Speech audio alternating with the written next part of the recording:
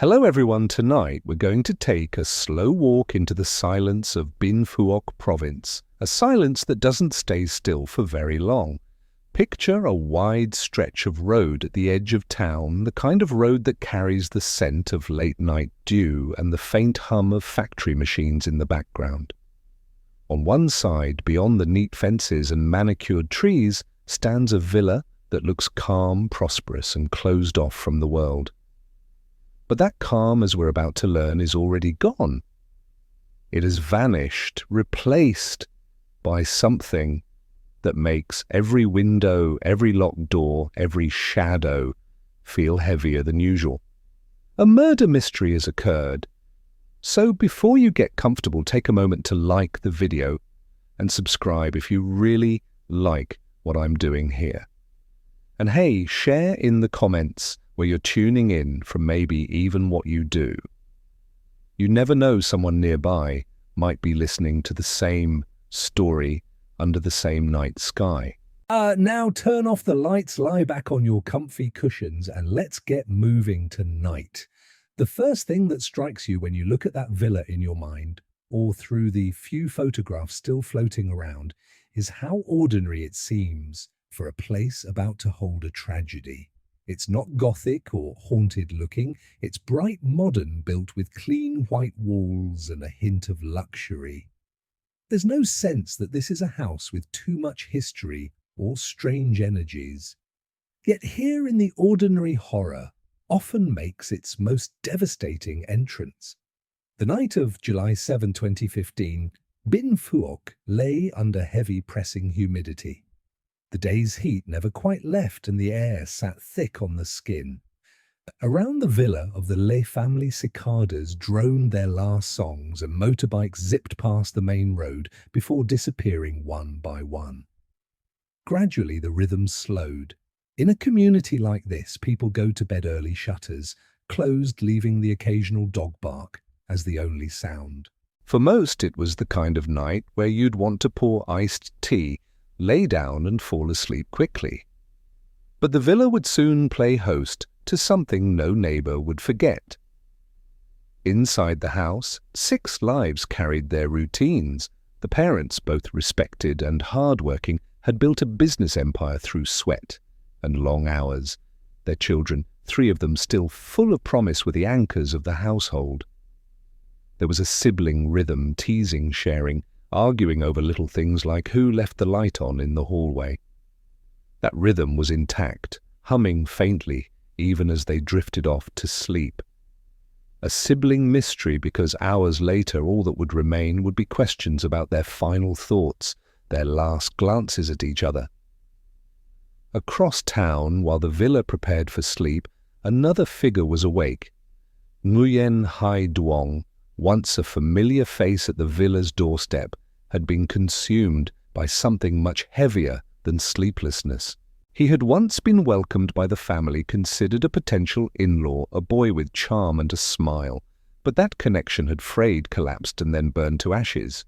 His relationship with one of the daughters, Lady Lin, had ended, and with it came humiliation and a storm that refused to pass. Revenge, or something that looked like revenge, sat in his chest waiting.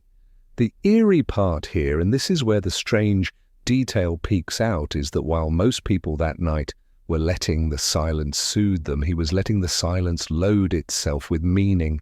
Every dog bark, every streetlight flicker, every empty stretch of road meant opportunity, and investigators and detectives are still debating whether the crime that followed was truly just about heartbreak, or if there was an undercurrent of greed, control, or even a desperate need for recognition.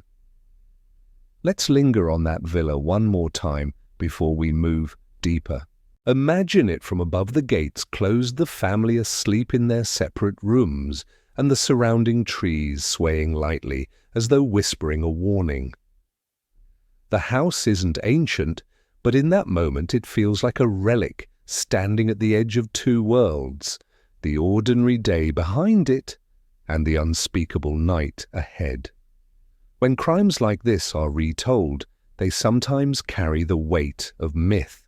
People turn them into cautionary tales or into warnings about how dangerous jealousy can become. But right now, in the way we're telling it, it's still unfolding. The silence is still intact. The lights are still off. The siblings are still dreaming. And outside, under the cover of darkness, someone is preparing to rewrite every heartbeat inside those walls. There's something cinematic about the quiet of crime before it happens. It's almost like the world pauses, holding its breath, waiting to see if the inevitable will actually take place. And here the pause is stretching. Every ticking second in Bình Phước is a step closer to that villa being transformed from a safe haven into a crime scene that investigators would later enter with gloves, cameras, and heavy expressions. And yet, if you listen closely to how neighbors remembered that night, there was nothing special in the air. No sudden storm, no blackout, no strange noises that carried over the walls, just the ordinary night, which is precisely why the discovery hours later would hit with such brutal force. But let's not jump ahead. The curtain hasn't lifted yet. For now, we're sitting in the dark with the Lee family, with their lives still intact, with their dreams uninterrupted. Outside, a man who once belonged to their circle waits with intent, and intent, as we'll see, is sometimes heavier than any weapon, because the vanished piece of this villa is the stage we're stepping onto tonight. And once it's gone, it's not coming back. The faces in the family portrait looked as though they belonged in a magazine, spread polished, yet ordinary, proud, but not boastful. There were 6 of them in all, each with roles that tied the household together in ways invisible to outsiders. On the wall of the villa's living room, that portrait hung, capturing the father's firm shoulders, the mother's calm gaze, the children's youthful light. Now, as we imagine the night that follows that photograph takes on the eerie weight of a final memory, one last snapshot of a family before everything changed. The father, a businessman with a reputation for discipline, was someone the community respected. He had worked from small beginnings to build something bigger, brick by brick. His wealth wasn't inherited, it was made. Beside him, the mother served as the gentle counterbalance, bringing warmth to the home, grounding the children, and softening the edges of her husband's strictness. They were not untouchable figures of authority. They were still neighbors who joined gatherings still seen around the town. But within the villa's walls they carried the unmistakable aura of people who had worked for and earned their place.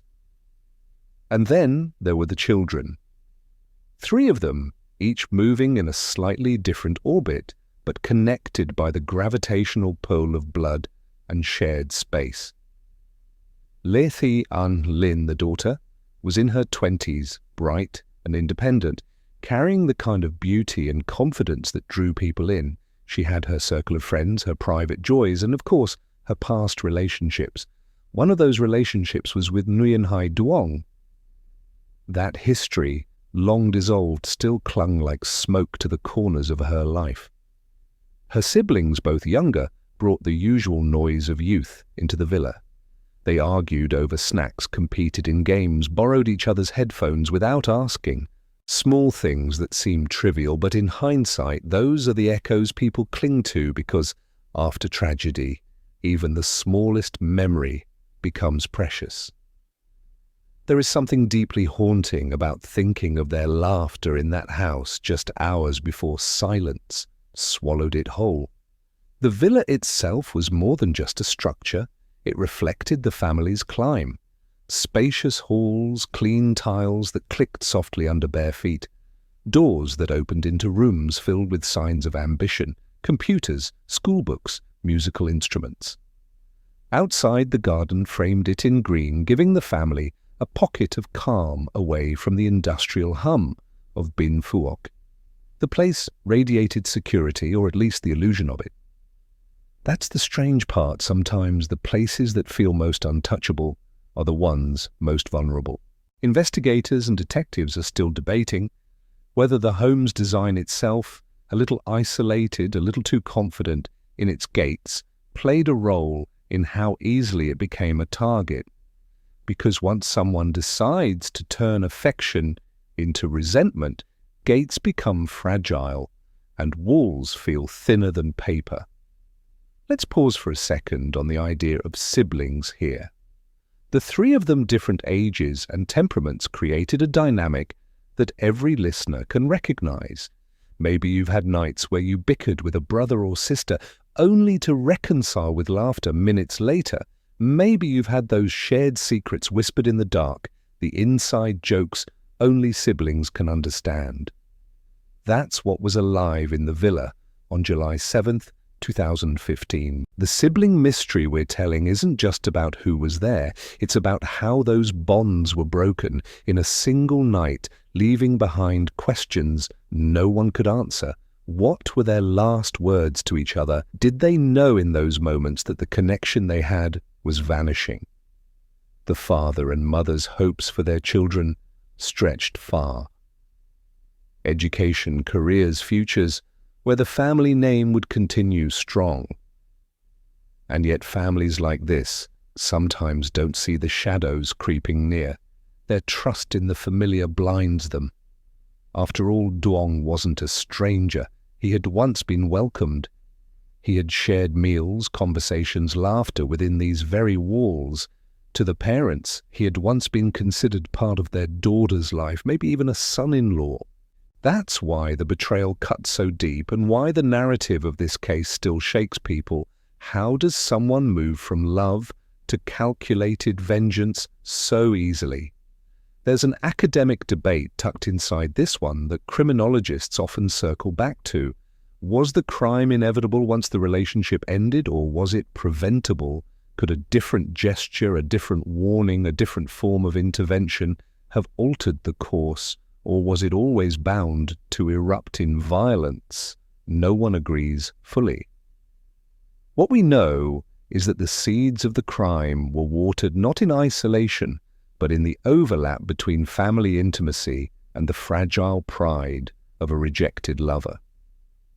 Back in the villa, the family likely felt none of this looming storm. They were preparing for another ordinary day, another morning of business and school, without realizing that their photograph on the wall was already a farewell of sorts. The siblings were probably scrolling on their phones, chatting with friends, sharing memes, thinking about tomorrow. Their parents may have been planning schedules, money matters, or family meals. Normality at its most fragile point. If you close your eyes, you can almost see them, a mother smoothing her daughter's hair, a father walking through the house, checking lock, children tucked into corners of the house, glowing faintly with electronic screens, a perfect bubble of domestic rhythm. And outside that bubble in the shadows, the past was about to return, not in the form of nostalgia, but in the form of intrusion. It's hard not to imagine what that family portrait would have meant to them if they'd known. Maybe they'd have taken one last photo together that night. Maybe they'd have lingered a little longer at the dinner table, said kinder words before heading to bed. Instead, the photo stayed as it was, the unchanging, smiling faces of a family unaware of how fleeting that togetherness really was. And for us looking back, that's the haunting image we carry into the next part of the story, the portrait of 6 people bound by blood and home, captured forever in stillness, while the night around them was already shifting toward dread. Bình Phước isn't the kind of place you'd expect to become the stage for a headline-making massacre. Tucked in Vietnam's southeast, it balances between the hush of countryside and the constant hum of industry. Rubber plantations stretch in neat lines like soldiers standing guard, while factory chimneys breathe steady plumes into the sky. To those who live there, the province has its own rhythm.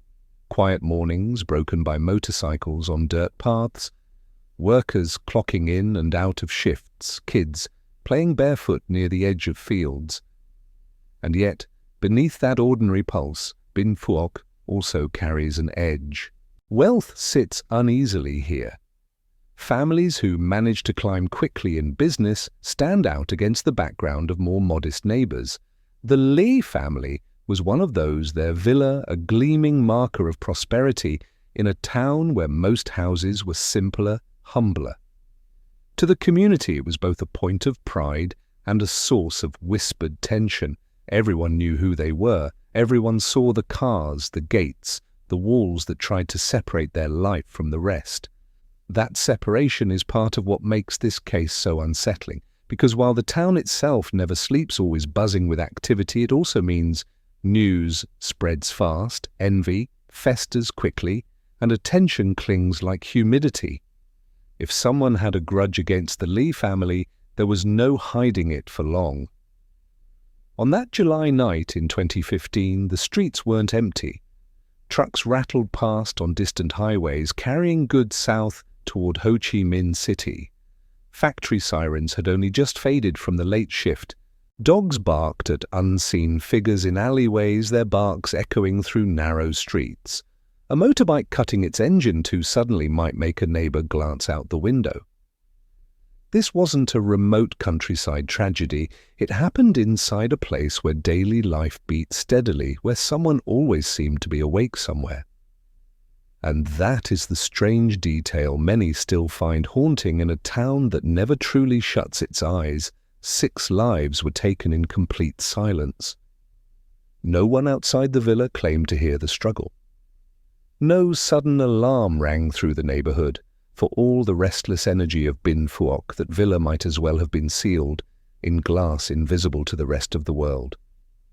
Investigators and detectives are still debating whether the town's own noise, the constant thrum of motors, the layers of sound actually shielded the crime from notice. Did the ordinary background roar cover up the extraordinary violence happening behind one gate? Or was it simply that people didn't want to notice, convincing themselves nothing unusual was happening until it was too late? If you imagine yourself as a neighbour that night, the scene sharpens. You lock your door, maybe watch TV, maybe sit outside with tea as the air cools. The villa down the road glows faintly under its own lights, nothing out of the ordinary. From a distance it looks secure, untouchable, and yet in that very moment something is already shifting in its orbit. A figure is approaching, carrying not just tools of intrusion, but the heavy baggage of resentment. The Lee family, by building something successful, had drawn attention whether they wanted it or not. And Bình Phước, for all its work ethic and resilience, is no stranger to the quiet envy that shadows wealth. That's the town that never sleeps, the one that watches from behind curtains, whispers at the market stalls and replays rumours until they sound like truths. But there's another layer here. Bình Phước isn't just an industrial hub. It's also a borderland connected to Cambodia by long stretches of highway and hidden trails. To criminals that geography matters, it means escape routes, places to vanish, places where the law feels softer at the edges. And when the investigation later unravelled the crime, those details became crucial. Where could a fugitive hide in a province with both factories teeming with workers and forests stretching endlessly beyond? At this point in the story, though, the villa stands untouched. The town hums restless as always, but the house is an island of stillness, and that stillness is about to be pierced. It's a paradox. Inside the walls, silence reigns. Outside the walls, noise thrums. Yet in a few hours, those roles will reverse. The villa will explode into sound cries, chaos, then nothing, while the outside world will carry on as though nothing is happening, at least until morning breaks. It's this dissonance that makes the case resonate even now. The illusion that safety can be purchased, that a tall wall can keep danger out, that the busy heartbeat of a town can serve as protection. But when personal vengeance decides to breach those walls, geography, noise, and neighbours become meaningless. For a storyteller, it's tempting to linger in this setting, the mix of rubber plantations, buzzing factories, restless roads, because it highlights how ordinary the backdrop was. Crime didn't descend in some gothic, shadowy alley. It unfolded in a living, breathing place where people were wide awake, where life was stubbornly ordinary. That's what makes the tragedy bite harder. Safety was assumed right until the moment it vanished. The town that never sleeps didn't notice when one family slipped into eternal rest. By now the night had tightened around the villa, but in the mind of one man, it was wide open. Nguyễn Hải Dương wasn't pacing restlessly like a heartbroken lover he was calculating. To him, the villa wasn't just a house anymore. It was the stage for a final act, one that would restore his sense of dignity in a way no conversation or reconciliation ever could. At least, that's how he told it later. The story between Duong and Lê Thị An Linh had started the way so many young romances do after promises late-night phone calls. He was welcomed into her family's home, shared meals, under the same roof, walked freely through those gates that now stood locked against him. To the parents, he wasn't just a stranger. They had once seen him as a possible future son-in-law. The acceptance had been genuine, which makes what followed even harder to grasp. But like many young loves, it frayed. Linh grew distant, then walked away, choosing her own path over his. Breakups sting, but in most cases they fade with time. For Duong, though, the sting calcified into obsession. His pride cracked his mind, replayed what he saw as rejection, humiliation, even betrayal. While she moved on, he stewed. While her family carried on, his resentment grew teeth. Here's the strange detail. People close to him later said he could still smile, still act normal even while harboring this storm inside. It was as though he carried two versions of himself, one that mingled, one that plotted. To sit across from someone capable of that duality is chilling. It makes you wonder how much of anyone's calm exterior is really just a mask. Investigators and detectives are still debating whether his motive truly boiled down to a wounded ego, or if greed played the heavier hand. After all, the Lê family wasn't just any family. They were wealthy, their house filled with the kind of valuables that could tempt a desperate man. Was he planning a robbery that doubled as revenge, or was revenge the excuse for a robbery? The order of motive shifts depending on who tells the story. What we do know is that Duong began to picture the villa not as a home, but as a target. Every lock was an obstacle, every sleeping body a variable in his plan. He didn't just want to confront Linh, he wanted to assert dominance over the entire family that in his eyes had discarded him. That's not heartbreak anymore, that's transformation into something colder. He didn't act alone either. Like many who spiral down dark paths, he reached for company. He convinced Vu Van T and a friend to join him. Together they became partners in a plan that shouldn't have moved past a bitter conversation, but somehow evolved into logistics, which tools to bring, when to strike, how to silence the house. That's the quiet terror of it, how easily everyday tools in the wrong hands can become instruments of destruction. Imagine him in those final days before the night of July 7th. Others saw him as restless, maybe frustrated, but not monstrous. Beneath the surface, though, he was rehearsing. Not with scripts or stage lights, but with routes, strategies and calculations. He was building an uninvited guest list, and the family he once dreamed of joining was now at the top of it. What is it about rejection that turns into this kind of poison? In some hearts, academics argue about it. Psychologists try to map it, but there's no neat formula. Some people hurt and heal, while others hurt and sharpen their knives. The unsettling truth is you never really know which category someone belongs to until it's too late. The Lê family in their villa that night likely thought Duong was no longer a part of their story. They had moved on. Linh was free, her siblings safe, her parents immersed in their routines. The uninvited guest wasn't on their minds anymore. That's why betrayal strikes like a lightning bolt. It doesn't come from strangers. It comes from those who once held keys sat at your table called you family. That's where the dread begins to settle in our story. Because, as Duong prepared, every step carried the weight of familiarity.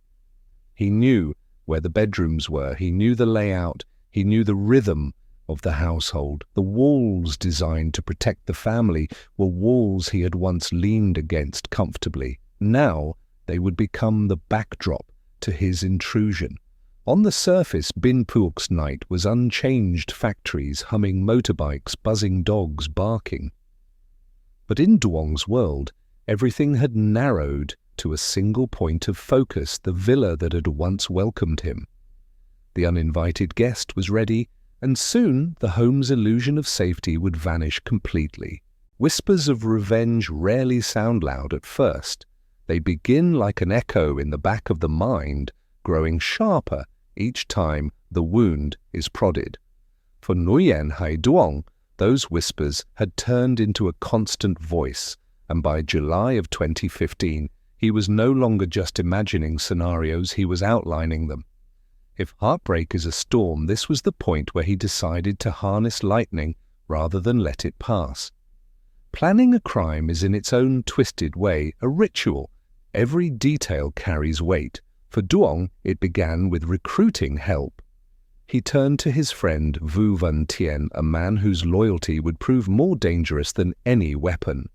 At first, Tien hesitated. Who wouldn't? The thought of invading a home, harming people who were once familiar, was a leap too far. But loyalty, peer pressure, and perhaps his own vulnerabilities nudged him across that line. With two people now involved, the whispers solidified into something harder: a plan. They spoke of tools not in hushed tones of possibility, but in practical terms: rope, knives, gloves, everyday objects stripped of innocence. There's something chilling about the ordinariness of it, how things meant for kitchens or workshops suddenly transform into instruments of fear. That's a detail investigators later underlined: how casually those items were purchased, hidden, prepared. And then came the timing. Night would be their curtain. They chose the dark hours deliberately, when the villa would be most vulnerable. It was strategic, but it also had a symbolic weight, striking when the world was asleep, when no one could bear witness. The family would be isolated, not just physically, but temporarily cut off from help by the very rhythm of sleep. Yet even as they plotted, a question lingers: was it really all about revenge? Investigators and detectives are still debating whether greed was the true core. The Lee family's wealth was no secret. Cash, jewelry, valuables, all of it sat inside that villa behind walls Duong already knew well. Was the heartbreak merely a convenient excuse for theft? Or was the robbery meant only to disguise the deeper motive of rage? Scholars still argue, but the ambiguity only adds to the unease. Here's the strange detail: in the days before the crime, Duong and Tien reportedly visited the villa area multiple times, observing, circling, even pretending to be casual passers-by. Imagine that neighbors probably saw them, maybe waved, never realizing they were rehearsing a crime. To practice intrusion in plain sight is almost theatrical, as though daring fate to intervene. Fate didn't. Every plan needs a story to justify it, and Duong's mind provided one.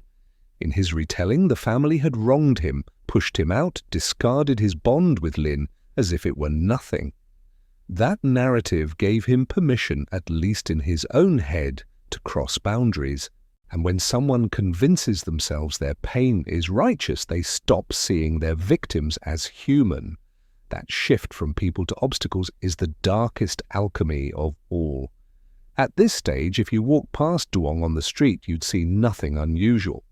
A young man in his 20s, face composed, words casual, no neon sign flashing danger. That duality, the ability to blend while carrying violent intent, remains one of the most unsettling aspects of criminal psychology. We look for monsters, but more often than not they look like neighbors. For Tien, the partner in crime, the situation was different. Accounts later suggest he was nervous, jittery, even reluctant. But he followed. Maybe he feared losing face. Maybe he feared losing a friend. Maybe he thought they'd back out at the last minute. History is full of crimes committed by people who thought they'd never go through with it. Yet once a plan moves from whispers to lists, from lists to purchases, momentum takes over.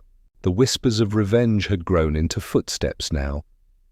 They had their tools, they had their timing, they had each other. What they didn't have, not yet, was the irreversible act. That moment was still waiting, perched on the edge of the night. There's an academic phrase often used when analyzing crimes like this, the point of no return. It describes the instant when fantasy stops being fantasy and turns into action. For Duong and Tien, that point was coming closer with every heartbeat. Up to now, everything could still be undone. The tools could be tossed, the plan abandoned. Pride could be swallowed, but instead of retreat, they chose advance. And here's where the tension hangs. Because at this point in our story, the villa is still safe, the family still whole. The whispers of revenge are still whispers. But soon they'll be louder than any alarm. Soon the plan will move from the shadows into the rooms of the house itself. For the Lei family asleep in their villa, nothing seemed unusual. They were untouched by these whispered plans, unaware of the footsteps that had already begun tracing their way toward the gates. For the rest of Bin Phuoc, the town that never sleeps, this was just another ordinary night. But for Duong and Tien, it was the night they stopped whispering and decided to act. The night of July 7, 2015 didn't feel like a night of disaster when it began. In Bin Phuoc, dusk often carries with it a restless hum, as if the heat of the day refuses to let go. By the time midnight slid toward the calendar's next page, the cicadas had gone quiet, but the air still clung thick against the skin. Inside the villa, the family was asleep. Outside, two figures were awake for reasons far darker than insomnia. Nguyễn Hải Dương and Vu Van Tien moved with the careful rhythm of people who knew exactly what they were about to do. Their plan wasn't spontaneous anymore, it was rehearsed, sharp and ready. The tools they carried weren't dramatic weapons pulled from movies. They were simple, practical ropes, knives, gloves, everyday objects transformed by intent. And intent, as we've said before, weighs more than any steel blade. Picture the scene from above the villa's white walls, glowing faintly in the moonlight, the driveway empty, the garden still. Two motorbikes parked in the shadows, their engines recently cut. No traffic on the nearby road, no chatter from neighbors, just the slow crawl of time. The kind of silence that feels both protective and vulnerable. Here's the strange detail: before heading in, Duong reportedly smoked a cigarette, as though calming himself before stepping onto stage. Imagine that the same ritual an actor might perform backstage, except this stage was a family's home, and the performance was violence. It's unsettling how ritual bleeds into crime.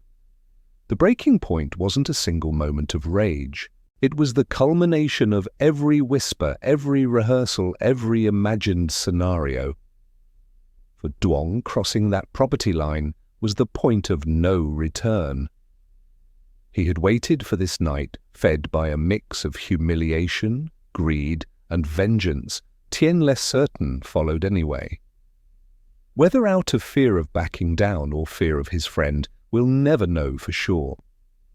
Investigators and detectives are still debating whether Tien's role was that of an equal partner or simply a follower pulled into the current of Duong's obsession. They approached the villa, quietly testing each step. The gate loomed in front of them, meant to keep intruders out. But gates are only symbols if the one approaching already knows their weaknesses. Duong had once been welcomed here, had once walked freely through this very entrance. Now he returned as an intruder, every inch of familiarity twisted into strategy. Inside, the family remained unaware. Perhaps a child shifted in sleep, a parent adjusted a pillow. The dog outside stirred but didn't bark. Life inside the villa was ordinary, unprepared for intrusion. The tranquility of those rooms stands in sharp contrast to the storm waiting just outside. There's something cinematic about moments like this, the cut between perspectives. Inside silence, outside tension, thick enough to slice. The camera of our imagination lingers on both, flipping between comfort and threat until they inevitably collide. That collision was seconds away. Duong adjusted his gloves. Tien gripped the tools tighter. The air around them seemed to throb each insect chirp, amplifying the quiet. In that moment, neither man turned back. It's easy from our vantage point to wish for hesitation, to imagine them retreating, dropping the tools, walking away. But they didn't. The breaking point had already passed. The strange paradox of this scene is that the house itself almost seemed complicit. Its walls shielded the family from outside eyes, but they also shielded the intruders from detection. The same gates that promised security became the very thing that kept neighbors from seeing what was about to unfold. Safety and danger coiled together in the same structure. If you've ever stood before a house late at night, you know the odd weight of it, the way windows seem like watching eyes, the way shadows pool in corners. Multiply that by revenge, and you have the mindset of the two men on the villa's threshold. Every shadow wasn't a deterrent, it was a cloak. Every quiet second wasn't hesitation, it was permission. From here, history remembers what comes next, not as theory, but as fact. They entered. They breached the villa, and the family's ordinary night dissolved into something irretrievable. But for now, let's freeze the image. One last time the villa intact, the family dreaming, the intruders stepping inside. A heavy calm in Bình Phước holding its breath. Because once those doors close behind them, silence won't protect anyone anymore. The villa's doors had always been a kind of reassurance. Solid, polished, heavy enough to make the family inside believe they were protected from the outside world.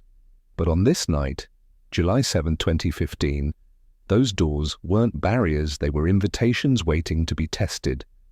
And when Nguyen Hai Duong and Vu Van Tien approached, they discovered something unsettling.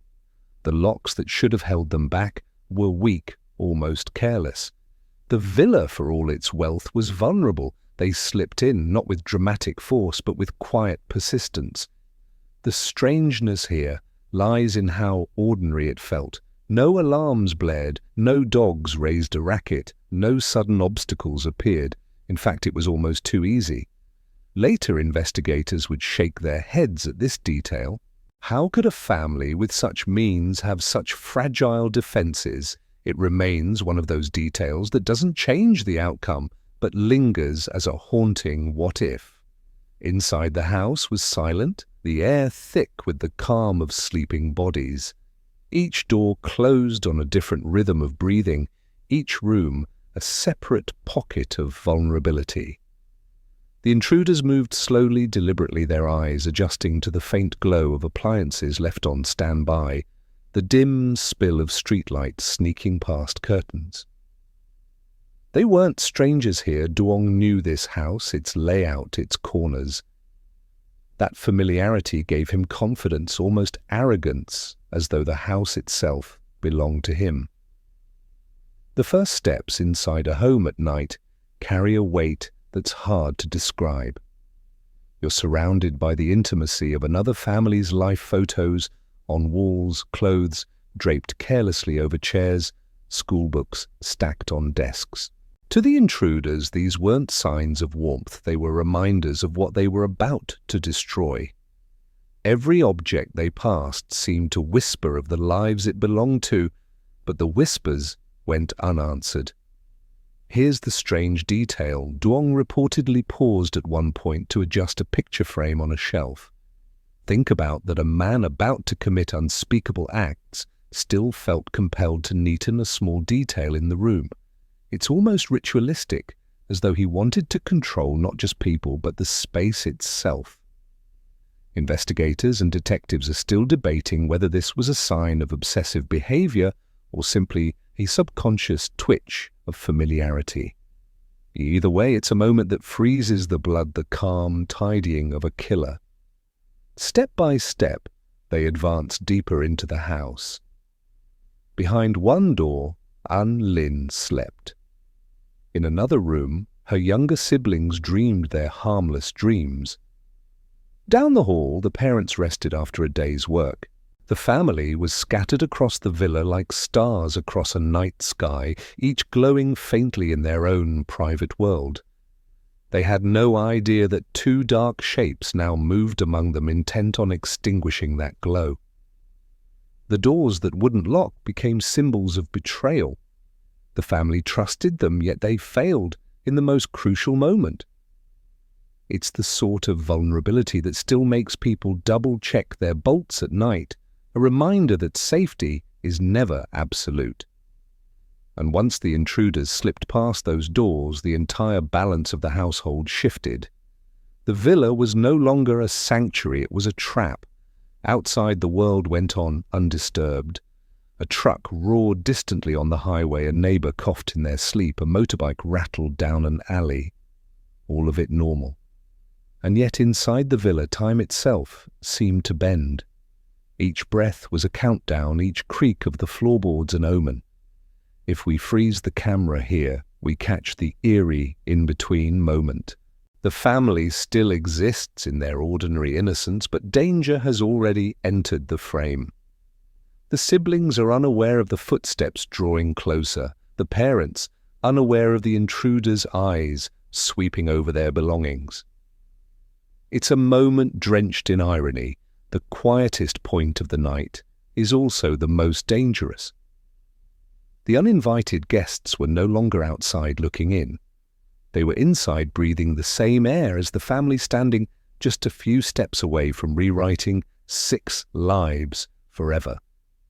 And for the villa whose doors had betrayed their purpose, silence could no longer shield what was about to unfold. Inside the villa, the silence was almost unbearable. Imagine standing in a stranger's living room at night, your heartbeat echoing louder than the ticking of the wall clock. Now imagine that stranger is not a stranger at all, but someone who once welcomed you inside. That was the strangeness of Nguyen Hai Duong's position. He knew this space had shared meals here, laughed here, maybe even felt warmth here. And yet tonight he moved through it as an invader. The first room belonged to one of the younger siblings. Soft breathing rose and fell beneath the blankets, the innocence of sleep completely unguarded. For a moment, Duong stood frozen at the doorframe, Tien shifting nervously behind him. This wasn't like the plans they'd whispered in daylight. This was real, a child, asleep, oblivious, defenseless. The tension thickened with every second until Duong forced himself to move forward. Ropes came first. That was his method, control before chaos.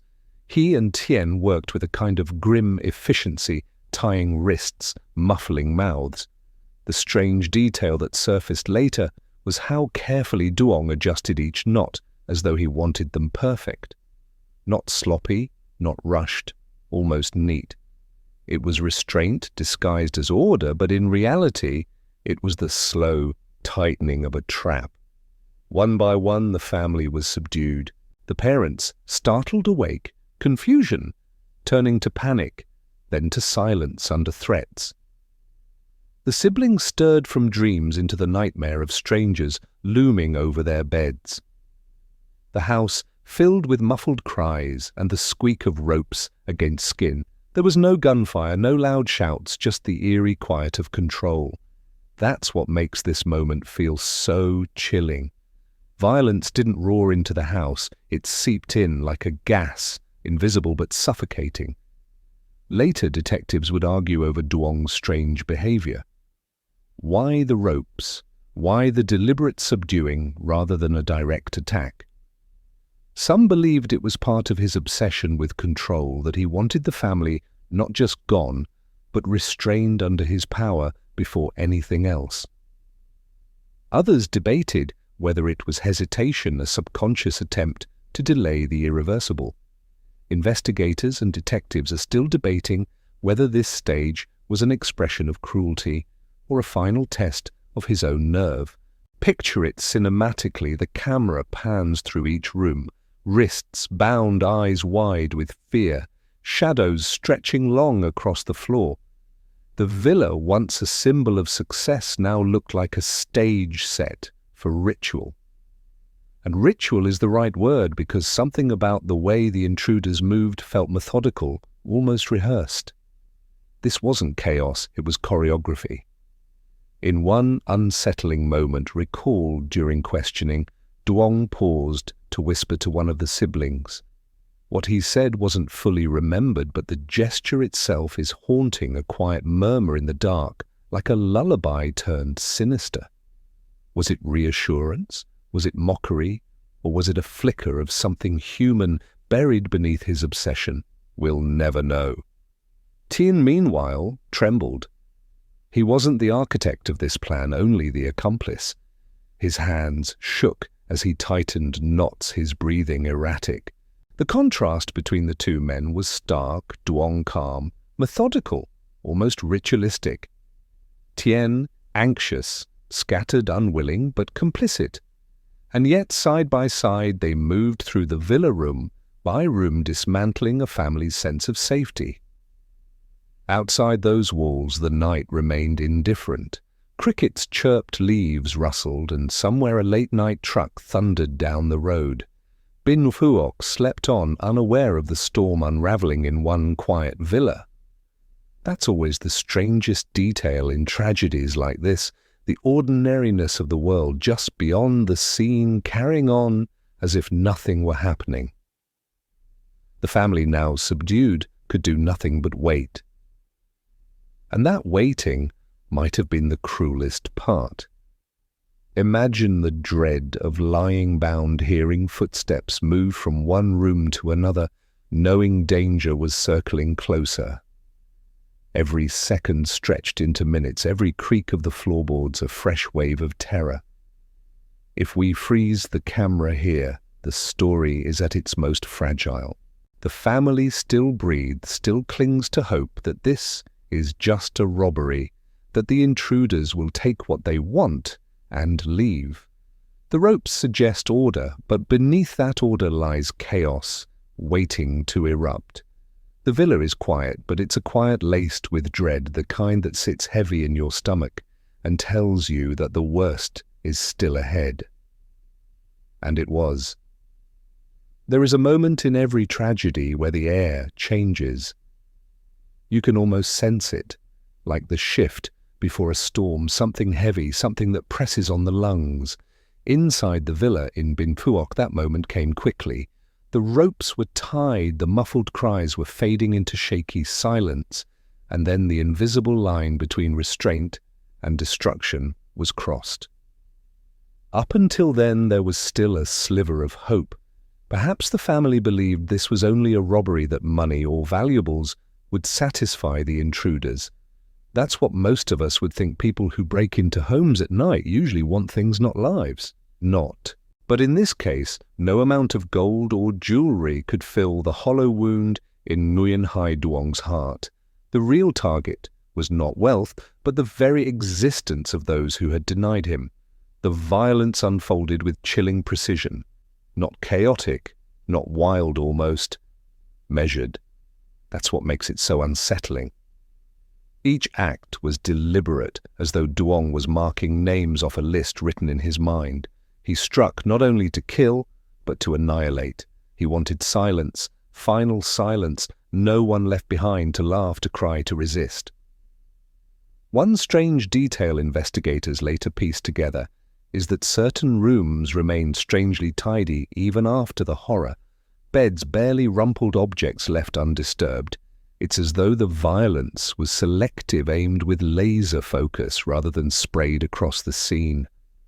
That strange neatness only sharpened the dread. It suggested intention, almost ritual. And yet the order didn't erase the fear. Imagine the muffled screams, the desperate glances exchanged between siblings, the last looks of parents toward their children. These moments, though invisible to us, now leave echoes. They hang in the air even years later when people retell the story. Forensics would later note another unsettling oddity. Some of the clocks in the house had stopped at different times, batteries shaken loose, in the struggle hands frozen forever at the moment of impact. Small details like that don't change the investigation, but they carve themselves into memory. A house where time literally fractured as lives were cut short. Investigators and detectives are still debating whether Duong's actions that night were driven purely by revenge, or if somewhere deep down greed still played a role. He took items from the villa, but was that part of the motive or simply the afterthought of someone already drenched in blood? Even today the debate lingers. Was this massacre the climax of obsession, or was it dressed-up opportunism? For the family, there was no debate. The end came too quickly, too violently, too mercilessly. 6 lives extinguished in a single night, each one bound by the same thread of terror, each one falling without warning. And here's the cruelest irony: the house remained almost silent through it all. No neighbors heard the chaos, no alarm was raised. Outside, the night in Bình Phước ticked on as though nothing was happening, the world oblivious to the fact that 6 hearts had just stopped beating. If we freeze the camera here, the image is unbearable. The siblings who shared laughter only hours before now lie still. The parents who worked to build this home now reduced to silence. The villa itself, which once glowed with life, now turned into a cavern of dread. This was the moment when the massacre earned its name.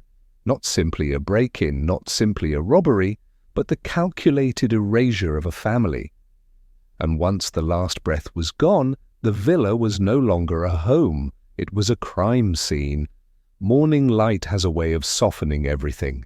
It filters through curtains, turns dust into glitter, makes even the most ordinary walls glow warm.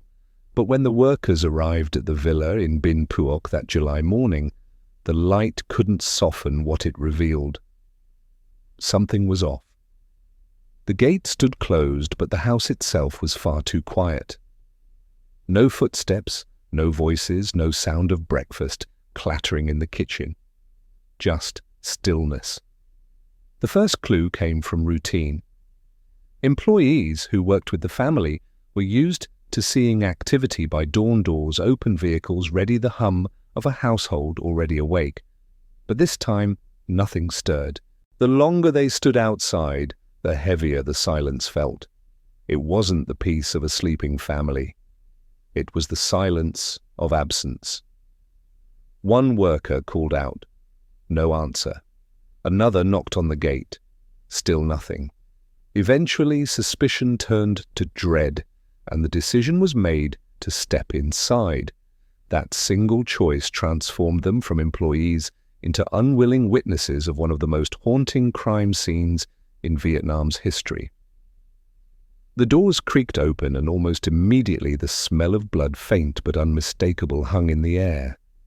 A detail so small, but once noticed, impossible to ignore. They moved through the villa cautiously, their steps echoing unnaturally in the quiet halls.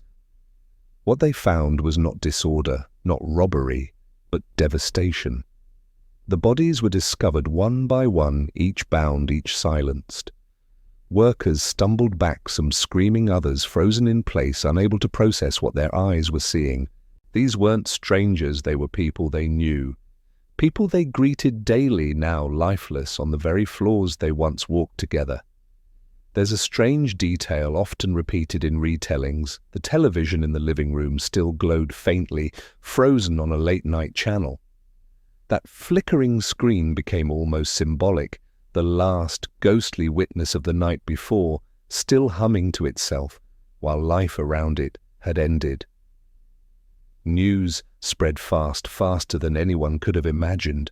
Neighbors gathered outside, whispering, speculating, trembling. Phones rang, voices carried, and soon enough police sirens sliced through the morning calm. Bình Phước, a province known for its rubber plantations and steady rhythm, suddenly found itself thrust into a nightmare. Investigators swarmed the scene, marking evidence, tracing footprints, collecting every detail. Gloves snapped on cameras, clicked, and the villa was transformed into a theatre of procedure. But underneath that professional efficiency, even seasoned officers admitted later that the sight shook them. This wasn't one victim or two, this was an entire family, 6 lives erased overnight. And yet what baffled many was the strangeness of the crime scene. There was no frantic mess, no wild destruction. Instead, everything pointed to method. The ropes, the positioning, the selective disturbance of rooms, it was as if the killer had rehearsed, or at least approached the act with chilling deliberation. That calm orderliness became both a clue and a horror. Investigators and detectives are still debating whether the workers' delayed discovery could have changed anything. Had someone knocked earlier in the night? Had neighbors noticed unusual sounds? Could lives have been saved? Or was the massacre destined to be discovered only in the light of morning, when there was nothing left to do but bear witness? The workers who first stepped inside never forgot that morning. Some described being haunted by the images for years, replaying them every time they closed their eyes. Imagine the shock of going to work expecting routine, and instead finding yourself standing in a room where time has stopped, where the line between ordinary life and horror has been violently erased. From the outside, the villa looked unchanged, a quiet home on a quiet street. But for Bình Phước, for Vietnam, and for anyone who heard the story, the discovery marked the end of innocence. The massacre was no longer a whisper of rumor or a private tragedy. It was now a public wound, wide open under the glare of daylight. Sirens pulled up outside the villa, breaking the uneasy silence with their sharp wail. By then neighbors had crowded along the street, whispering in disbelief, straining their necks for a glimpse of what was happening inside. Police officers moved in fast, but the horror they were about to face was not something training manuals could prepare them for. The moment investigators entered, the smell of blood and stillness wrapped around them like a heavy blanket. The villa was more than just a home now. It was a sealed chamber of violence, a space where time had broken in the most grotesque way. Officers methodically stepped through the house, but even their disciplined movements betrayed something human, a hesitation, a pause before crossing certain thresholds. 6 victims, each one, fallen in a silence that screamed louder than words. Every detail mattered now. The crime scene technicians crouched low, collecting fibers, fingerprints, strands of hair, any fragment that might point to the killer. Cameras flashed in the dim rooms, freezing each angle into evidence. Evidence markers began to sprout across the floor, like yellow blossoms next to ropes, knives, scattered belongings. One strange detail stood out almost immediately. Valuables had indeed been disturbed, but not in the way of a frantic robbery. Cash was missing, but other expensive items sat untouched. Jewelry boxes lay half open, yet glittering rings and necklaces remained inside. That imbalance sent investigators into debate. If this was about money, why leave so much behind? And if it was purely revenge, why bother taking anything at all? Even now, years later, investigators and detectives are still debating whether the theft was staged to mislead, or whether greed mixed with obsession in a way that blurred the killer's true motive. Outside, the street filled with rumors. Some neighbors insisted they had heard dogs barking that night. Others claimed the villa had been unusually quiet, almost too quiet. Someone muttered about a love affair gone wrong while another suggested business enemies. The theories spread faster than facts, and soon the entire province buzzed with speculation. Back inside, the investigators built their timeline. They noted the entry point's doors' unlocked gates, unforced, suggesting familiarity. The ropes binding the victims showed knots tied with confidence, almost as though the perpetrator had practiced. The attack seemed to flow with grim efficiency, subduing, binding, silencing, eliminating. Forensics offered more. Footprints were found near the entry, smudged but consistent in size, pointing toward not one but two intruders. That small detail changed everything. No longer was this a lone figure in the dark. It was a conspiracy, a partnership, one leading, one assisting. The discovery also revealed a detail that chilled even the most hardened officers. The victims had been killed in quick succession, with little chance of escape or resistance. The attackers had moved through the house like a shadow, spreading across a room, consuming everything in its path. It suggested planning foresight, a deep familiarity with both the layout of the villa and the daily rhythm of its occupants. By afternoon, the villa was cordoned off its gates, sealed under police watch. Journalists swarmed the area, cameras flashing, headlines drafted. Vietnam had not seen a case like this in years, and now it was unfolding under the public's eye. National channels reported live, calling it one of the most brutal massacres in recent history. And yet, for all the data collected, the ropes, the knives, the missing money, the footprints, something remained elusive. The why? That question hung heavy in every briefing room, every whispered conversation between detectives. Why destroy an entire family with such precision? Why risk everything in a single night of horror? As investigators filed their notes, a pattern began to form. The entry, the bindings, the sequence of deaths. It all suggested not just random violence, but personal vendetta. A connection existed, invisible yet palpable, between the killers and the victims. The question wasn't whether they knew each other. The question was how deeply. And so, while the evidence was boxed and the villa sealed, the investigation stretched its net wider. Names were whispered, suspects floated, connections mapped. The family's history, their business dealings, their relationships, all became fair game for scrutiny. Somewhere in that web, detectives were certain lay the string that would pull the whole truth loose. The massacre had been discovered, the crime scene preserved. But the hunt for the killer, no killers, was only just beginning. The villa in Bình Phước was now sealed under police watch, but the story had already spilled into every corner of Vietnam. Newspapers screamed headlines, televisions rolled constant updates, and on social media speculation spun wild webs. Behind the noise, though, investigators were following a very real trail, a trail that began with suspicion of someone close. Within days, a name surfaced: Nguyễn Hải Dương. He wasn't just some stranger. He was connected to the family by a failed romance. Months earlier, he had dated Lê Thị An Linh, the daughter of the household. Their breakup had been bitter, and her rejection had left him raw, humiliated, restless. That fact alone gave detectives pause. Here was a motive steeped not just in money but in wounded pride. Meanwhile, Duong himself was unraveling. After the massacre, he didn't vanish into some faraway hideout. Instead, he lingered close, weaving himself back into the community's daily rhythm. Friends later recalled how he behaved strangely, overly calm sometimes, even asking about the investigation, as if testing whether suspicion was drifting toward him. He attended funerals, offered condolences, and even shed visible tears. That performance unsettled those who knew him best. But cracks showed quickly. He spent money more freely than usual, a detail neighbors couldn't ignore. Detectives traced new purchases and asked where the sudden cash had come from. His phone records revealed late-night movements inconsistent with his alibi. And then there was his accomplice Vu Van Tien, a friend pulled into his spiral of revenge and desperation. The manhunt took on a sharper focus. Duong wasn't on the run.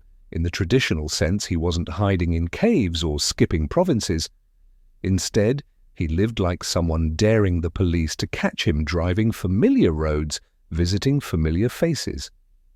It was recklessness or perhaps arrogance that betrayed him. One particularly odd incident sealed investigators' suspicions. After the massacre, Duong returned to the villa's vicinity more than once, circling like a moth drawn back to the flame. Why, some argued, he wanted to relive his control over the scene. Others believed he feared evidence he might have left behind. Investigators and detectives are still debating whether this return was pure compulsion or a strategic attempt to check on the investigation's progress. Still, even with mounting suspicion, the police had to build their case carefully. Surveillance was set, phone taps arranged, and conversations monitored.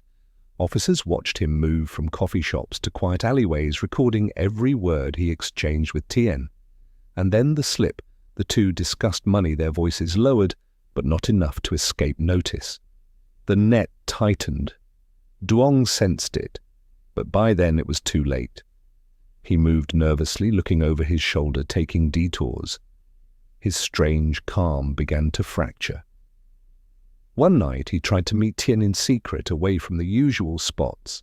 Unbeknownst to him, plainclothes officers had already surrounded the area. When the arrest came, it wasn't cinematic. No high-speed chase, no violent clash, just a pair of handcuffs snapping shut under the fluorescent glow of a streetlight. Witnesses said he looked almost relieved, as though the weight of his performance had finally collapsed. Tien, too, was taken soon after, silent and pale, his complicity undeniable. The news of their capture spread instantly, echoing across Vietnam with a mixture of outrage and grim satisfaction. Crowds gathered outside police stations demanding answers, demanding justice. Who could do this? Why drag a friend into such darkness? And why, of all things, target the very people who once treated him as family? In custody, the manhunt phase ended. But another more unsettling chapter was about to begin. The confessions, the details, the chilling calm with which Duong would describe everything he had done. The chase was over. Now it was time to hear his voice. In the stark light of the interrogation room, Nguyen Hai Duong sat with his hands cuffed to the table. The walls were bare, the air heavy with a silence that seemed to press down on both the detectives and their suspect. Across from him, officers shuffled papers, setting down photographs of the victims, ropes and knives. They waited for him to crack. But when he finally began to speak, it wasn't a breakdown. It was calm, measured, almost clinical. His confession came like a slow tide.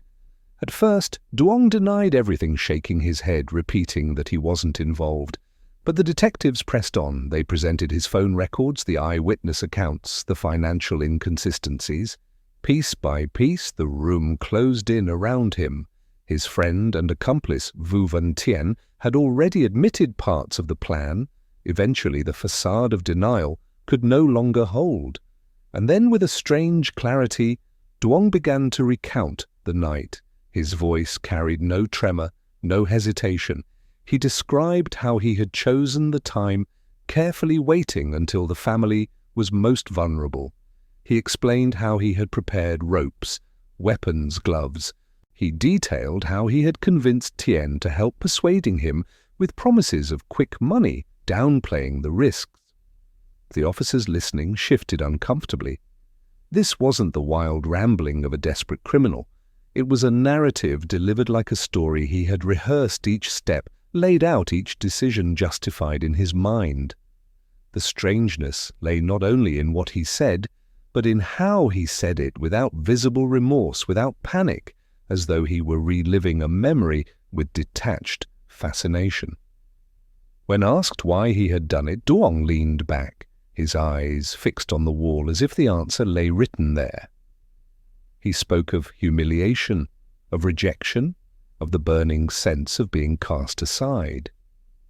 He painted himself as a man wronged, cut off from love and belonging, and yet in the same breath he admitted that greed had crept in too, that money became both the lure for his accomplice and a twisted justification for himself.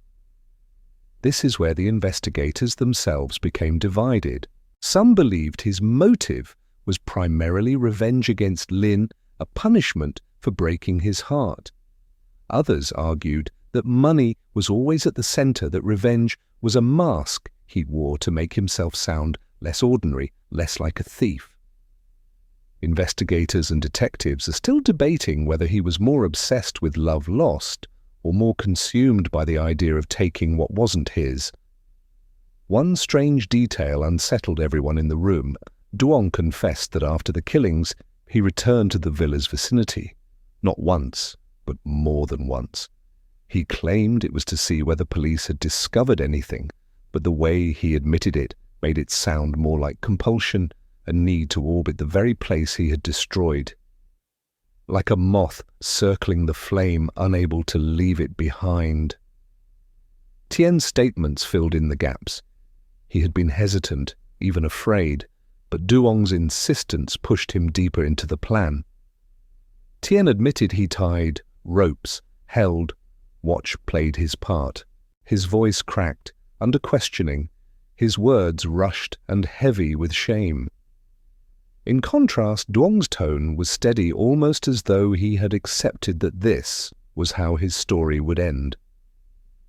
The detectives recorded every word, every pause, every flicker of expression. They knew the courtroom would demand precision, that the public would demand answers. But still, as the hours passed, a chilling realization set in. No matter how detailed the confession, no matter how carefully the timeline was built, the core of the case, the why, remained foggy. Was this the story of a man destroyed by heartbreak, or a man consumed by greed? Or was it something darker still, something that could never be put into words? When the session finally ended, the officers left the room shaken, carrying tapes and transcripts that would soon be evidence in court. Duong sat alone for a while longer, staring at the table, his fingers twitching against the steel cuffs. He had spoken of everything, every action, every decision, but not once had he spoken of regret. The confession was complete. The crime was laid bare. And yet the mystery of his mind remained as impenetrable as the night he chose to strike. The trial of Nguyen Hai Duong and his accomplices unfolded under the fluorescent lights of a packed courtroom, where every seat was taken and every hallway overflowed with people pressing to glimpse the faces behind the crime that had haunted Bình Phuoc. The air was thick with tension, a blend of grief, anger, and morbid curiosity. At the front, Duong sat in a crisp prison uniform flanked by guards. His face carried the same strange calm he had shown in the interrogation room, as though he were detached from the gravity of what was about to be decided. Beside him was Vu Van Tien, paler, visibly shaken, his eyes darting nervously across the room. A third accomplice, Tran Jin Thoai, who had backed out before the killings, but was still implicated in the planning, shifted uneasily, his presence serving as a reminder of how many hands nearly touched the crime. The prosecution laid out the evidence with clinical precision, the phone records, the weapons, the timeline of movements, and most damning, the confessions. Photographs of the crime scene were displayed, but with restraint, muted to spare the courtroom excessive horror. Even so, gasps broke out from the benches, and family members wept openly as details of the night were recounted. Lawyers sparred over motives. The prosecution painted Duong as a man driven by both revenge and greed, his heart hardened by rejection and his mind sharpened toward theft. They argued that the planning was too meticulous to be a mere crime of passion. It was calculated, deliberate, cold. The defense, meanwhile, sought to humanize him. They argued that he was a young man overwhelmed by heartbreak, that his judgment was clouded, that desperation had twisted his reason. They even suggested that Tien had been manipulated, drawn into a crime he never wanted to commit. The courtroom buzzed at these arguments, some nodding, others shaking their heads in disbelief. And this is where the debate still lingers even years later. Was Duong truly motivated by love, lost by the humiliation of rejection, or was that just the story he clung to because it sounded less ordinary than greed? Investigators and detectives are still debating whether his core motive was revenge money or an even darker desire for control and domination. One strange moment punctuated the proceedings. When asked directly whether he regretted his actions, Duong paused. His answer was not immediate remorse. Instead, he said he regretted causing pain to the family, but he did not regret loving Lin, even if that love had led him down a monstrous path. The courtroom murmured at that, some incredulous, others chilled by the warped logic. As the days passed, the weight of public sentiment grew heavier. People outside chanted for justice, holding banners, whispering prayers for the 6 lives lost. Vietnam had followed every turn of the case, and now the people demanded a resolution. Finally, the verdict came. The judges delivered their decision with steady voices, guilty of murder, guilty of robbery, guilty of the calculated destruction of a family. For Duong and Tien, the sentence was death. For Thuai, a lesser sentence acknowledging his withdrawal, but not absolving him of conspiracy. The announcement reverberated through the room like a thunderclap. Some cried in relief, others in sorrow. The family of the victims held one another, their grief still raw, but tempered by the knowledge that justice, at least by law, had been served. Yet even as the gavel fell, shadows lingered. The courtroom had provided answers, who, how, when, but not the deepest why. That remained unsolved in the quiet recesses of human darkness, a place no trial could fully illuminate. The sentences would be carried out, the names etched into records, the case closed in official files. But for those who sat in that room, and for a nation that had watched from afar, the echoes of motive and mystery would remain long after the verdict was read. The courtroom emptied, the reporters filed their stories, and the echo of the judge's gavel faded into memory. But in Bình Phước and across Vietnam, the tragedy lingered, even after the death sentences were handed down, even after the legal machinery concluded its work. The sense of unease could not be erased. It was as if the night of July 7, 2015 had carved a scar that no verdict could truly close. The remaining relatives of the family gathered in their villa for the last time before it was sealed and sold. Dust had already begun to settle in corners, the once bustling rooms now quiet shells. Toys lay where children had left them, books still marked with folded pages, kitchen utensils stacked neatly as though waiting for the morning breakfast that never came. Each object felt like a whisper of the lives that had been taken. The siblings so tightly bound in life were remembered together. Photographs circulated, online images of smiling faces, school uniforms, and family dinners. They became more than victims in a case. They became symbols of fragility, of how quickly safety can vanish in a single night. Their names were spoken in hushed tones, as though invoking them might ward off the darkness that had swallowed them. In prisons far from the villa, Duong and Tien awaited their fates. Witnesses reported that Duong remained eerily composed, accepting his sentence with a kind of fatalistic calm. Tien, by contrast, grew quieter, haunted by nightmares, muttering apologies under his breath. Strange details emerged from these final days. Guards noted that Duong sometimes hummed softly in his cell, fragments of songs no one could quite place. Was it nostalgia? Was it defiance? No one could be sure. Society, meanwhile, struggled to reconcile what had happened. How could a love story curdle into one of Vietnam's most shocking massacres?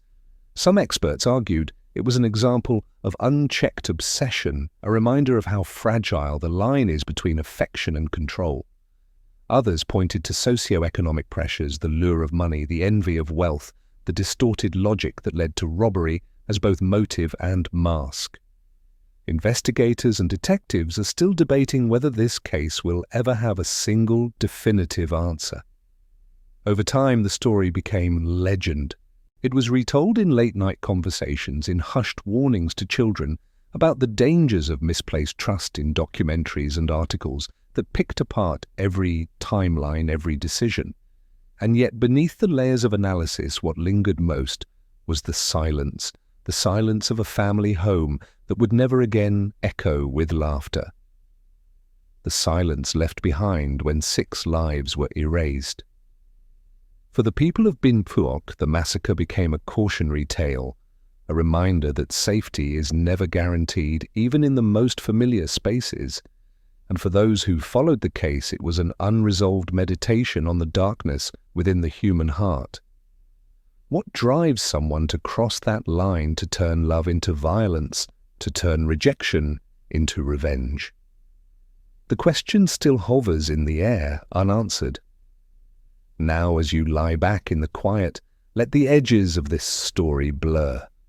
The villa fades into the mist, the courtroom dissolves into silence, and the restless spirits of the siblings settle into memory. You don't need to carry the weight of this darkness any longer tonight.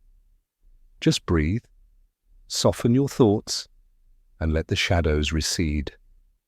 The story ends here, but the mystery, the why that no confession or verdict could resolve, will always remain a part of it. And yet before we close completely, there's something to linger on. Cases like Bình Phước do not exist in isolation. Around the world, families vanish, mysteries linger, and motives dissolve into fog. A single night, a single choice can shift the course of dozens of lives.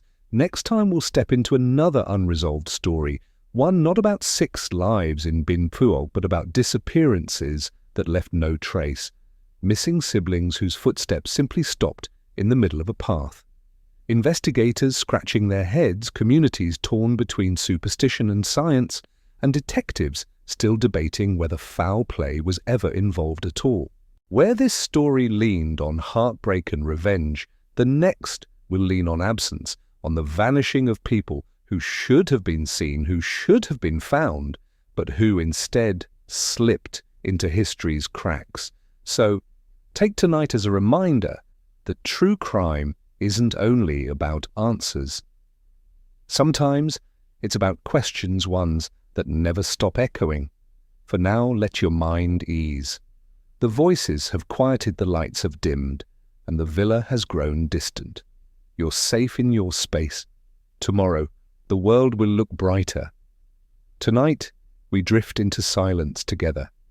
End of script. Good night.